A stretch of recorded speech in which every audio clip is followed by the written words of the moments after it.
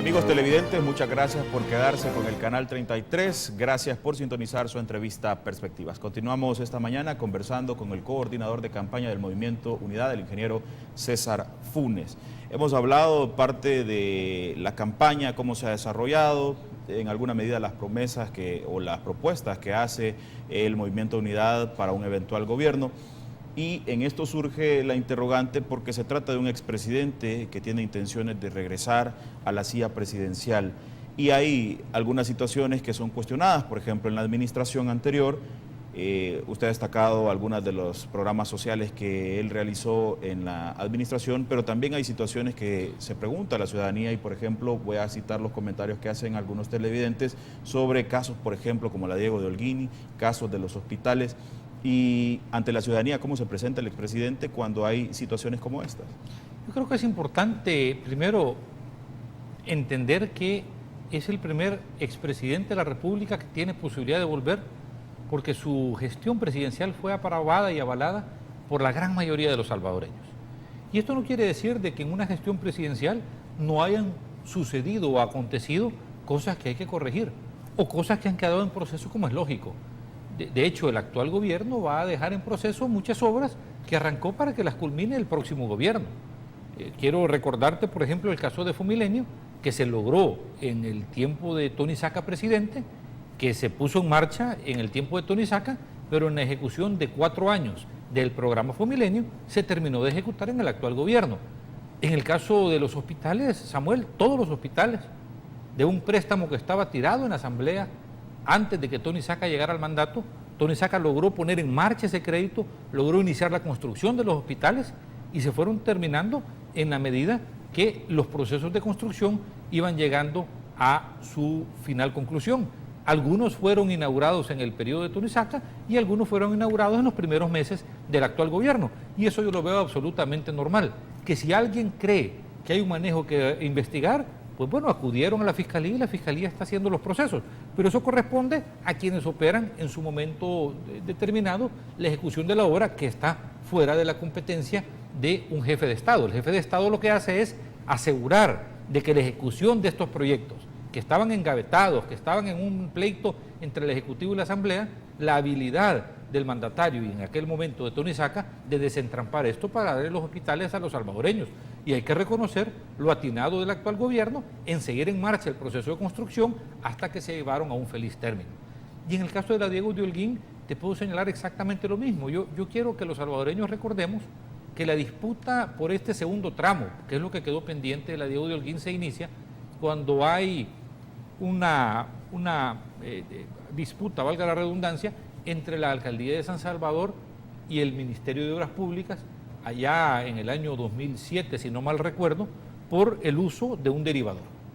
Esto detiene la obra y destapa todo lo que es el proceso que luego conocimos de estira-encoge, de mover el trazo que la carretera ya tenía aprobado y entra en todos los temas de los arbitrajes que hoy se está discutiendo y creo que no conviene hablar al respecto porque hay que dejar que la Fiscalía culmine sus investigaciones. Entonces yo te diría que en este caso yo destaco la visión del mandatario que puso en marcha las obras que por años se habían soñado, que muchas fueron terminadas en su periodo, muchos de los hospitales se acabaron en su periodo y otros siguieron el tramo lógico de los meses que tarda construir un hospital, que más de la mitad de la Diego de Holguín quedó terminada y que ese tramo en disputa, ahora Boulevard Monseñor Romero, que ese tramo en disputa que quedó pendiente por este movimiento y este pleito que se dio entre la Alcaldía de San Salvador y Obras Públicas por el espacio que ocupaba el derivador, atrasó la obra y desencadenó lo que al final, pues todos conocemos que es un proceso que se está ventilando a donde corresponde. Y así debe de ser, independientemente que los funcionarios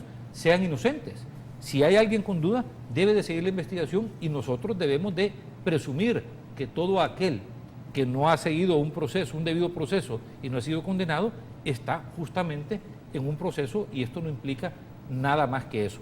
Pero yo quiero reiterarte, quizás de cara al futuro, que lo más importante es que los que conducen la gestión gubernamental y los funcionarios públicos deben de estar abiertos a que se les audite, a que si hay dudas se les pregunte y se les investigue. Porque cuando uno actúa apegado a la ley, apegado a derecho, no debe de tener ningún temor.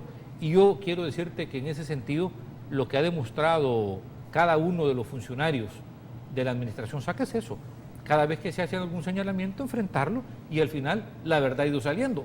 Y en todos los casos que han ido avanzando, se ha probado la inocencia total de aquellos que en algún momento fueron señalados. Así es que yo te digo, en este caso hay total tranquilidad y no debemos de inquietarnos por eso, todo lo contrario. Debemos de irnos acostumbrando que en auditoría ciudadana, cada vez más, cualquier cosa que no les parezca correcta a los ciudadanos debe de ser cuestionada. Y el funcionario público debe tener no solo la paciencia, sino que la tolerancia y la aptitud de ser abierto, transparente y de rendir la información y las cuentas, porque cuando uno actúa bien no tiene ningún temor a poder contestar cualquier interrogatorio o cualquier cuestionamiento que le quiera hacer el ciudadano.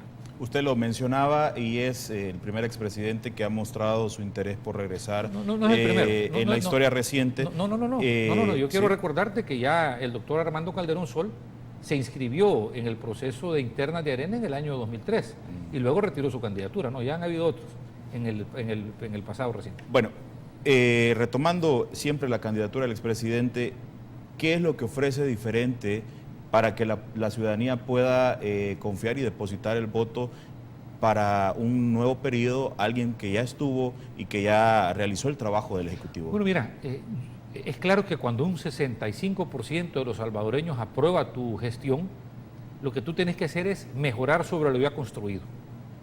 Digo, alguien que no fuera aprobado por los ciudadanos y sale con una aprobación negativa, pues jamás tendría una posibilidad de devolver. Nosotros estamos conscientes que los salvadoreños se sienten felices de los programas sociales que Tony Saca arrancó en su primer periodo. El Fosalud, la Red Solidaria, el bachillerato gratuito, el vaso de leche incluso que arrancó en el periodo del presidente Saca, son programas que no solo deben de continuar, sino que se tienen que mejorar. La semilla mejorada que transformó cómo se produce granos básicos en la zona rural del país, hay que seguirle apostando, porque eso es darle al campesino, al pequeño productor, posibilidades reales de tener más que una economía o una agricultura de subsistencia, una agricultura que le permita construir riqueza y patrimonio. Pero por el otro lado, Tony Saca ha dicho, bueno, esto es una parte importante. Las políticas sectoriales que hicieron que la economía creciera hasta en un 4.7% en el año 2007, tienen que recuperarse para poner en marcha el crecimiento económico. Pero además del crecimiento económico, Tony Saca te da dos promesas adicionales en su nuevo mandato. Uno, los programas del empleo. No me voy a cansar de insistir, programas que van a poner a caminar la economía, y cuando la economía empieza a crecer, el Estado recauda más y se puede financiar. Hoy por hoy hay déficit en el Estado porque no hay una apuesta a la inversión, porque los empresarios no están invirtiendo. Y cuando los empresarios no invierten, la economía no crece, el empleo no crece. Nosotros tenemos que generar las condiciones para que el empresario de todo tamaño, y aquí me refiero a aquella mujer que sale tempranito a las 4 de la mañana de su casa a ubicarse en su puesto de venta en el mercado, a ubicarse muchas veces en la calle porque no han sido atendidos adecuadamente para identificar buenos sitios a donde puedan realizar sus actividades y no tengan que estar expuestas a las inclemencias de la calle para poderlo hacer. Todo esto tiene que ver con crear las condiciones adecuadas para aquel empresario invierta. El empresario, insisto, de todo tamaño, desde la señora que sale temprano de su casa hasta el que quiera invertir grandes cantidades, como ya en el gobierno de Tony Saca vimos que se establecían en el país empresas como Jumex, empresas como Peneta, que vinieron de México, que vinieron de Brasil, vinieron de Estados Unidos, vinieron empresas europeas a abrir en El Salvador sus operaciones porque había un acompañamiento a la inversión y también porque había condiciones adecuadas. Hoy, además de esas políticas sectoriales, los programas del empleo que nos va a permitir ofrecerle a cualquier inversionista en el mundo la mejor mano de obra calificada, la mejor competencia técnica y profesional cuando nos pongamos a eso, a formar a los salvadoreños. Y esto pasa, Samuel, por otra enorme convicción de Tony Saca, que ya lo comenzó a hacer en su primer mandato con los megatecs, que es, nosotros no podemos orientar un sistema educativo a que el resultado final sea una nota de PAES. Nosotros tenemos que orientar un sistema educativo a que la nota final sea un buen empleo y calidad de vida para todo aquel que se someta a los años de estudio que el Estado le ofrece a través de la escuela, el bachillerato y la educación superior a nivel de técnico, a nivel de oficio incluso, o de carreras profesionales en la Universidad de El Salvador. Y por lo tanto, ese cambio de visión de educar para la vida, de educar para la inserción laboral, que educar para la prosperidad y el progreso cuando usted llegue a su vida adulta. Y hoy le hablo a los jóvenes y le hablo a los padres de estos jóvenes que están luchando por mantenerse en el sistema educativo, que los años de educación sean relevantes al éxito en la vida. Hoy por hoy, cuando nosotros nos preguntamos por qué solo 3,5 de cada 10 o 35 de cada 100 jóvenes acaban el bachillerato y solo 10 de cada 100 siguen a los estudios superiores, debemos de entender que la oferta educativa no le ofrece o no le garantiza al joven un éxito en la vida. Y cuando nosotros transformemos esa oferta educativa y la conectemos con lo que el mercado laboral demanda, entonces la gente va a decir, tiene sentido quedarme en el bachillerato, tiene sentido seguir estudiando porque esto me asegura una mejor oportunidad de vida. Y eso es lo que tenemos que garantizar a través de una reforma integral que estamos nosotros impulsando y que, insisto, ya las primeras muestras se dieron con los megatecs y que además de crecer en megatecs, tenemos que prepararnos para incidir en la currícula de todas las instituciones de formación superior, transformar nuestra educación media y bachillerato para conectarlos a posibilidades reales que tengan que ver con el aprendizaje de oficios, con el aprendizaje de carreras técnicas y con el aprendizaje de carreras profesionales cuando así lo demande. Todo esto, combinado con un plan de pasantías, que es el gobierno asume los primeros 6 meses de salario de un joven sin experiencia para que el empresario de todo tamaño se anime a contratarlo.